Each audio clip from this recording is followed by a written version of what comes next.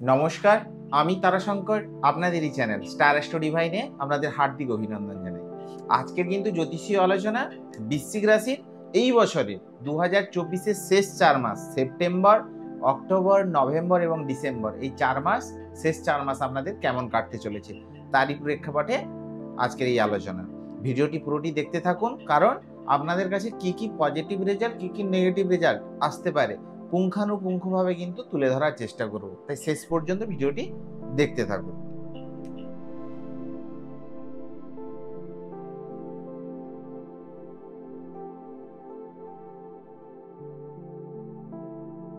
এবার আসি দেবগুরু বৃহস্পতির কথায়। কারণ কি না, বৃশ্চিক রাশির অধিপতি গ্রহকে স্বয়ং হচ্ছে মঙ্গলদেব, আর মঙ্গলের মিত্র গ্রহকে স্বয়ং হচ্ছে দেবগুরু বৃহস্পতি। আর সেই দেবগুরু বৃহস্পতি যে কিনা আপনাদের মানে বৃশ্চিক রাশির ক্ষেত্রে আপনার অর্থের স্থানকে যে পরিচালনা করে, আপনার জ্ঞান, আপনার নৈতিকতা, আপনার নীতিশাস্ত্র, আপনার যে বুদ্ধিমত্তা, সেটাকে পরিচালনা করে কে? স্বয়ং দেবগুরু বৃহস্পতি।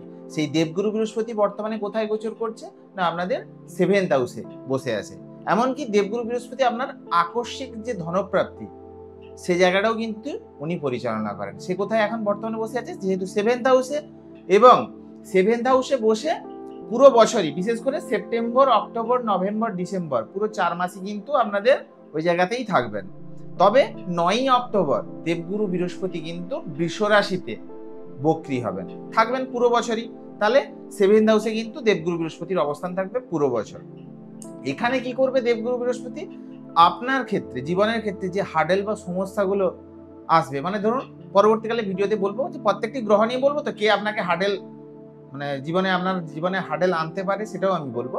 তো যে গ্রহগুলো আপনার জীবনে হার্ডেল সৃষ্টি করবে বা আপনাকে পরেশানি স্বীকার করবে, সেক্ষেত্রে কিন্তু সেই হার্ডেলগুলোকে মিনিমাইজ করার ক্ষেত্রে কিন্তু দেবগুরু বৃহস্পতি আপনাকে পূর্ণ সহায়তা করবে। আপনার মান সম্মান প্রাপ্তিতে যেমন আপনাকে সহায়তা করবে, তেমনই কিন্তু এই সময় আপনি আপনার যে স্পাউস বা আপনার জীবন সঙ্গী বা সঙ্গিনীর কাছ থেকে পূর্ণ সহায়তা পাবেন আর্থিক দিক থেকে। তেমনই যদি আপনি কোনো পার্টনারশিপ বিজনেস করেন বা পার্টনারশিপ কাজের সঙ্গে যুক্ত, সেক্ষেত্রে পার্টনারেরও কিন্তু সহযোগিতা যাতে পান, সেক্ষেত্রে দেবগুরু বৃহস্পতি পূর্ণ সহায়তা করবে। এখানে আপনি পার্টনারেরও সহযোগিতা পাবেন। এবং বৈবাহিক জীবনকে কিন্তু দেবগুরু বৃহস্পতি এখানে মধুর এবং প্রেমের ক্ষেত্রে সুসম্পর্ক বজায়, আপনাদের মধ্যে প্রেমের মধ্যে রোমান্টিকনেস, বৈবাহিক জীবন ভালো রাখার ক্ষেত্রে কিন্তু দেবগুরু বৃহস্পতি পূর্ণ সহায়তা করবে। তাহলে কি বললাম? দেবগুরু বৃহস্পতির কিন্তু পজিশন বিশেষ করে লাস্ট 4 মাস, মানে এই 2024 সালের লাস্ট 4 মাস কিন্তু ভালোই থাকবে। এক্ষেত্রে আপনারা যেমন আকস্মিক অর্থপ্রাপ্তি, তেমনই কিন্তু বিশেষ করে পার্টনার বা আপনার স্পাউসের কাছ থেকে হেল্পের জায়গাটা কিন্তু এখানে দেবগুরু বৃহস্পতি কিন্তু তার একটা অঙ্গীকার দিয়ে রাখলো যে অন্য গ্রহ যদি আপনাকে প্রবলেম সৃষ্টি করে, সেক্ষেত্রে কিন্তু এই জায়গাটায় আপনারা সহায়তা পাবেন। এবার আসি আপনাদের রাশি অধিপতি মঙ্গলের কথায়। আমরা কি জানি? মঙ্গল হচ্ছে সাহস বা পরাক্রমের দেবতা। সেই মঙ্গল কিন্তু বর্তমান সময়ে যে খুবই শক্তিশালী সেটা কিন্তু বলা যায় না।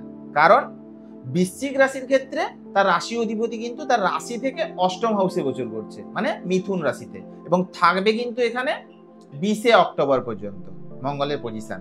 মানে আপনাদের রাশি অধিপতি 8ম হাউসে গোচর করছে 20শে অক্টোবর পর্যন্ত। ফলে কি, মঙ্গল যেহেতু এখানে শক্তিশালী নয়, সেক্ষেত্রে কি মঙ্গল কোন কোন ভাবের মালিক? মঙ্গল হচ্ছে আপনাদের রোগ, রিপু, ঋণ রাশি অধিপতি, এবং রোগ, রিপু, ঋণ, শত্রু ভাবের মালিক। সে হয়ে কোথায় অবস্থান করছে না, আপনাদের 8ম হাউসে। ফলে কি, যে যাই বলুক না কেন, এই সময় কিন্তু আপনাদের মধ্যে মানসিক টেনশন, বাধা, মানে কর্মে বাধা, স্ট্রেস বা হওয়া কাজে হতে বিড়ম্বনা, এই ধরনের প্রবলেম কিন্তু সৃষ্টি করবে। এটা কঠিন হলেও কিন্তু সত্যি কথা, কারণ রাশি অধিপতি 8মে গোচর করছে। মঙ্গল কিন্তু বর্তমান সময়ে খুব শক্তিশালী নয়। তাছাড়া কি, এই সময় কিন্তু বিশেষ করে আপনাদের খুব সাবধানতা অবলম্বন করতে হবে, সাবধান হয়ে কাজ করতে হবে। কারণ কি, রাশি অধিপতি 8মে, ফলে কি হঠাৎ করে যে কোনো জায়গায় পায়ে চোট লাগা এই ধরনের হতে পারে। তাছাড়া যে কোনো কর্ম করার ক্ষেত্রে সেটাকে কিন্তু যোজনা করে, মানে পরিকল্পনা করে কিন্তু কর্ম করা উচিত, না হলে কিন্তু তার ফল উল্টো হতে পারে। তাই এই জায়গাটা কিন্তু একটু সাবধানে থাকতে হবে। তাছাড়া কি, আমরা কি জানি? মঙ্গল হচ্ছে ক্রোধী গ্রহ, তাই একটুতেই আপনার মধ্যে ক্রোধ কিন্তু জাগাতে পারে। ফলে কি, মানুষের মধ্যে যখন ক্রোধ জেগে যায় তখন কি হিতাহিত জ্ঞান শূন্য থাকে, তো সেক্ষেত্রে কোনো কিছু প্রবলেম হয়ে যেতে পারে। তাই এই সময় নিজের ক্রোধকেও কিন্তু নিয়ন্ত্রণে রাখতে হবে, কারণ বর্তমান সময়টা কিন্তু খুব আপনাদের জন্য বেনিফিট নয়। একটু টেনশন, বাধা, স্ট্রেস এগুলো কিন্তু একটু ক্রিয়েট করাতে পারে, কারণ মঙ্গলের পজিশন বর্তমান সময়ে ভালো নয়। তাই এই সময় নিজের ক্রোধ, নিজের ইগো এগুলোকে কিন্তু কন্ট্রোলে রাখা উচিত।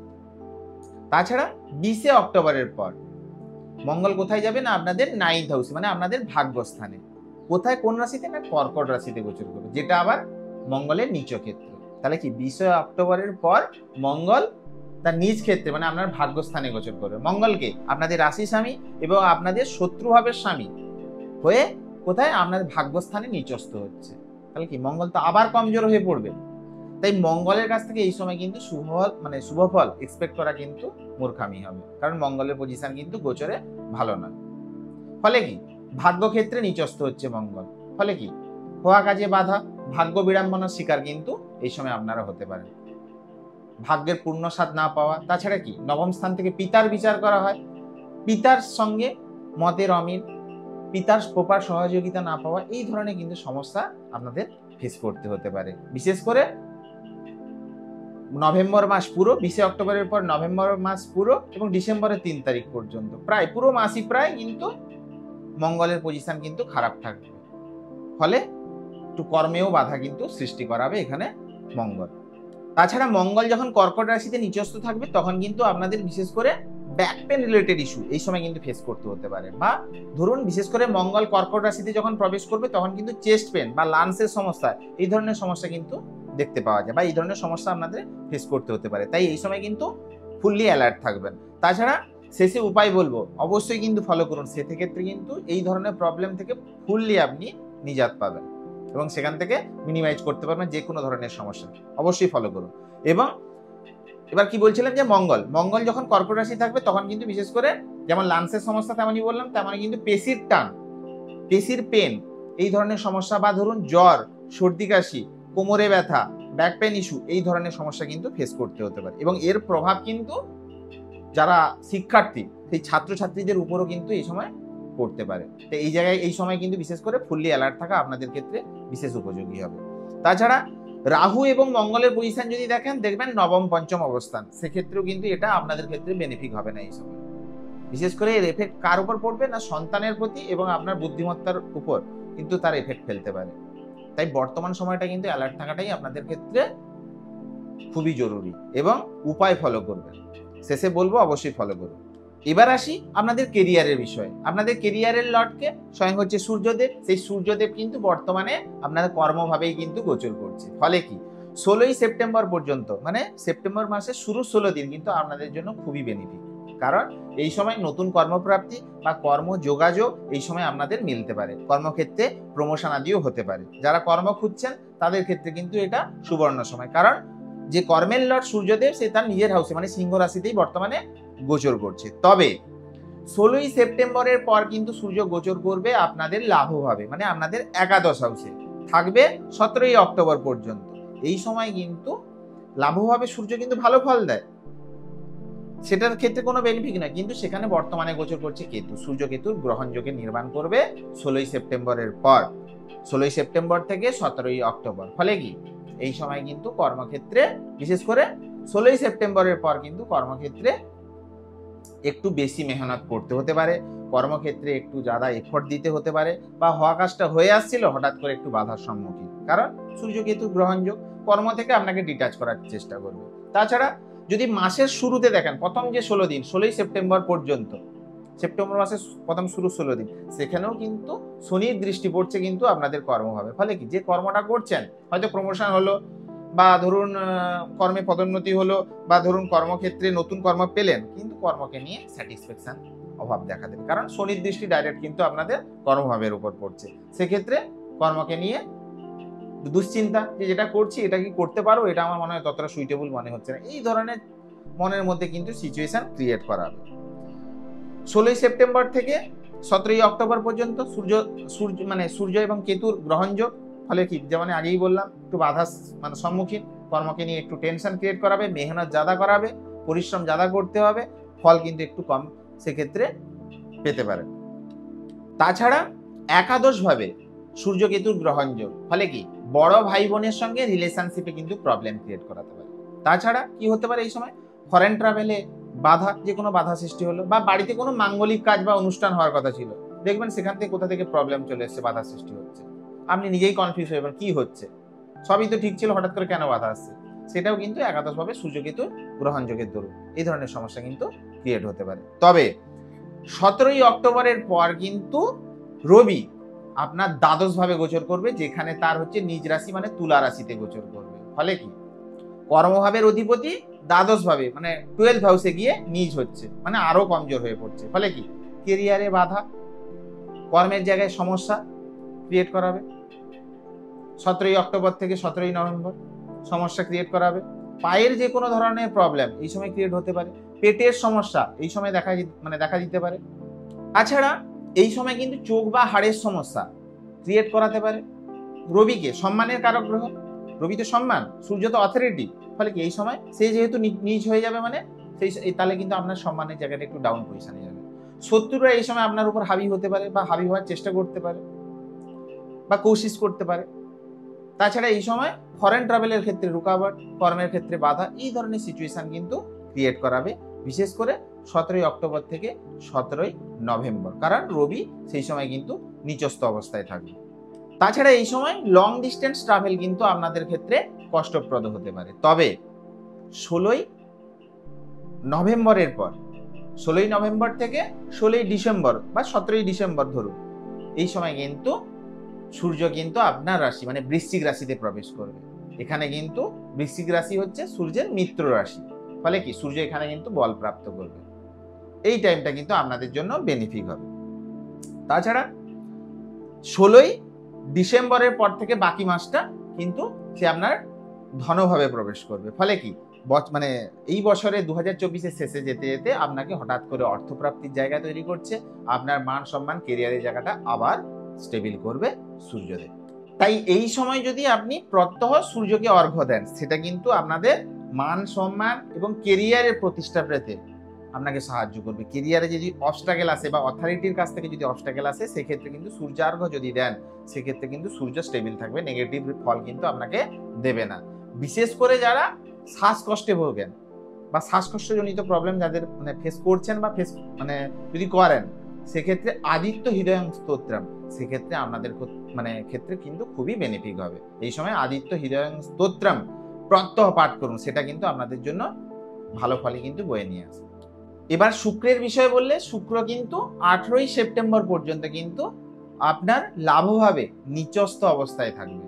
মানে তাহলে বুঝতেই পারছেন, শুক্রকে আপনার বৈভবের কারক গ্রহ, আপনার মেটেরিয়ালিস্টিক সুখের কারক গ্রহ, সে কিন্তু 18ই সেপ্টেম্বর পর্যন্ত আপনার লাভভাবে বা আয়ভাবে নিচস্থ। ফলে এই সময়টা কিন্তু আপনাদের একটু খেয়াল রাখতে হবে। সেকেন্ডলি কি লং ডিস্টেন্স ট্রাভেল, এই জন্য এই সময় কিন্তু আপনাদের জন্য সুখপ্রদ হবে না। তবে 18ই সেপ্টেম্বরের পর শুক্র কিন্তু আপনার দ্বাদশভাবে গোচর করবে, থাকবে কতদিন পর্যন্ত? 13ই অক্টোবর পর্যন্ত। আর দ্বাদশভাবে কি আমরা কি জানি, দ্বাদশভাবে কিন্তু শুক্র ভালো ফল দেয়, এবং সেটা কোন রাশি? তুলা রাশি, যেটা হচ্ছে তার নিজের রাশিতে। দ্বাদশভাবে নিজের রাশিতে গোচর করবে শুক্র। এক্ষেত্রে কিন্তু শুক্র আপনাদের সব ধরনের সুখ প্রাপ্তিতে, বৈভব প্রাপ্তিতে আপনাকে সাহায্য করবে। তবে একটা জিনিস কিন্তু খেয়াল রাখতে হবে, দ্বাদশভাবে শুক্র কিন্তু এক্ষেত্রে আপনার মনকে কিন্তু ভটকাতে পারে। আপনার মন কিন্তু এই সময় বিপরীত লিঙ্গের প্রতি আকর্ষিত হতে পারে। তো এই জায়গাটা কিন্তু খেয়াল রাখবেন, যাতে আপনাদের মন না ভটকে যায়। 13ই অক্টোবরের পর কিন্তু শুক্র আপনার নিজেদের রাশি বৃশ্চিক রাশিতে গোচর করবে। সেক্ষেত্রে কিন্তু বৃশ্চিক রাশিতে কিন্তু শুক্র আপনাদের ভালো ফলই দেবে। আপনাদের মনে কিন্তু শৌখিনতা, আপনার মনে আনন্দ, প্রফুল্লতা, আপনার মান সম্মান প্রাপ্তি, আপনার মেটেরিয়ালিস্টিক সুখ প্রাপ্তিতে কিন্তু সাহায্য করবে বছরের শেষ দিকে। সেক্ষেত্রে এই যে কয়েকটা মাস যখন শুক্র নিচস্থ থাকবে, বিশেষ করে 18ই সেপ্টেম্বর পর্যন্ত, এই সময় কিন্তু একটু খেয়াল রাখতে হবে। তবে দ্বাদশভাবে যখন যাবে, তখন কিন্তু নিজের মনকে একটু কন্ট্রোলে রাখতে হবে, কারণ মন এই সময় বিপরীত লিঙ্গের প্রতি আকর্ষিত হতে পারে। তো কি উপায় করবেন? আপনাদের বর্তমানে বৃশ্চিক রাশি যেহেতু শনির ধাইয়া চলছে এবং লাস্ট পেজ চলছে, এতে যাওয়ার সময় এই জায়গাটায় কিন্তু একটু খেয়াল রাখতে হবে। এই সময় যদি আপনারা বিষ্ণু সহস্রনাম পাঠ করেন, যত ধরনের প্রবলেম আছে, গ্রহ দশা খারাপ চলছে, যাই আপনাদের ক্ষেত্রে যে যাই বলুক, নেগেটিভ আসুক, যদি আপনারা একটু নিয়মিত করে বিষ্ণু সহস্রনাম পাঠ করেন, দেখবেন এই ধরনের যত কিছু প্রবলেম আপনার ক্ষেত্রে কিন্তু কোনো প্রভাব ফেলবে না। আর আপনি যদি একটু কর্মঠ মানুষ হন এবং বিশেষ করে আপনি যদি আপনার কর্মটা যদি সৎ হয়, তাহলে শনিদেব আপনাদের ক্ষেত্রে কোনো নেগেটিভ ফল দেবে না এবং গ্রহের মানে গোচর যতই খারাপ থাকুক বা আপনার দশা যতই খারাপ থাকুক, কোনো নেগেটিভ এফেক্ট আপনার উপর পড়বে না।